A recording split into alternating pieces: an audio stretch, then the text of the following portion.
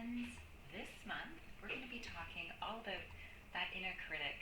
You know, we all have it, those little thoughts that are always going through our heads telling us we're not good enough, we're not strong enough, we're not whatever enough.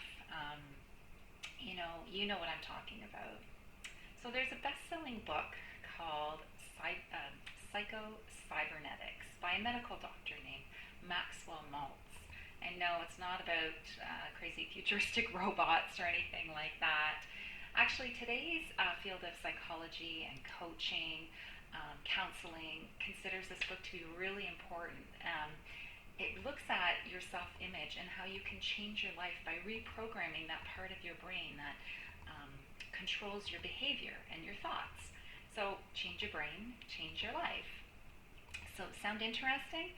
We're going to be talking all about how to change your life by looking at your thought process and that inner critic and how to deal with that. That's our topic for this month. So today, we're just going to talk a little bit about theory, some interesting little tidbits of why you would even want to do this, and we'll go there in a minute.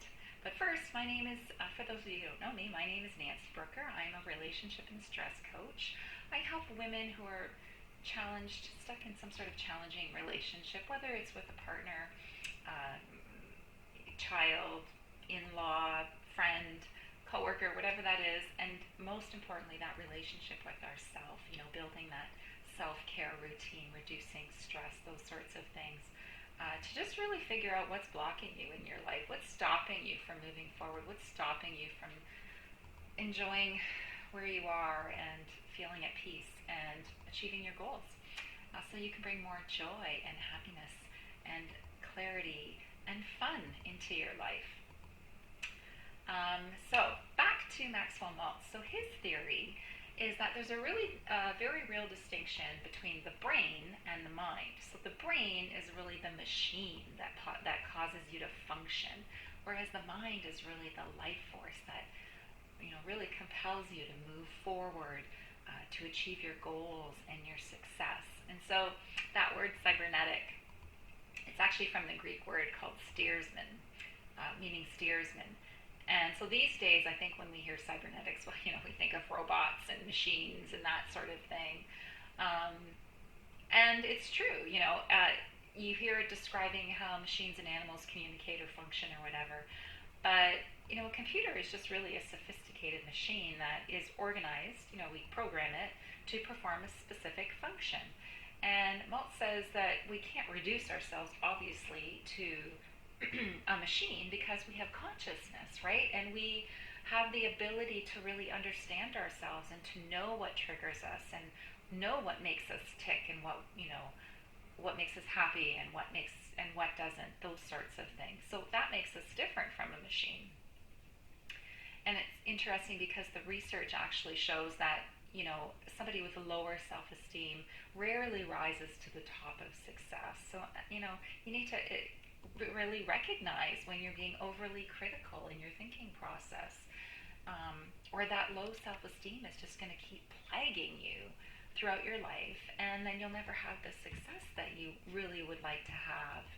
So it's really important to understand how our low self-image may have developed, and regardless of what we think and how people appear to us, everybody has their insecurities in some manner, shape, or form.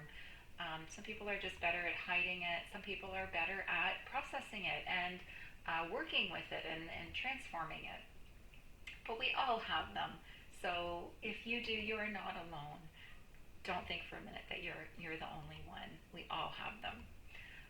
But it's really important that we try and rid ourselves of these negative thoughts and actions, so that we can, and I say actions, they're not even actions, they're really reactions, right? It's very subconscious. It's all in our subconscious programming, all in the experiences of our life. That's where all of this comes from.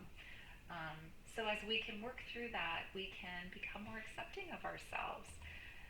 So remembering, freeing ourselves from a lifetime of self-criticism is not going to be an easy thing.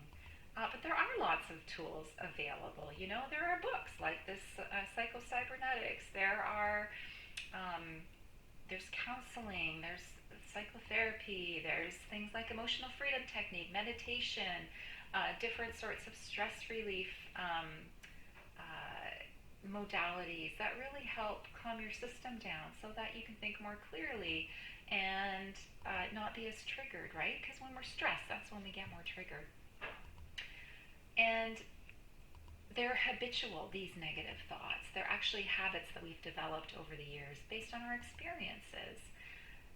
And of course, they're self-defeating, and we need to separate them from who we are and learn to replace them with better, more uplifting images of ourselves. So, like I said, there are a lot of tools that can help, and we'll go over a few things over the coming sessions we have together.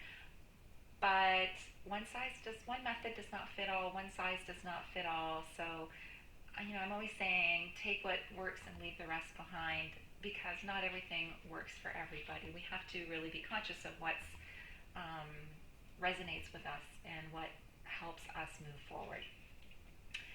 So that's what we're going to be talking about in the upcoming weeks, is just freeing ourselves from that inner critic and helping us improve our self-image.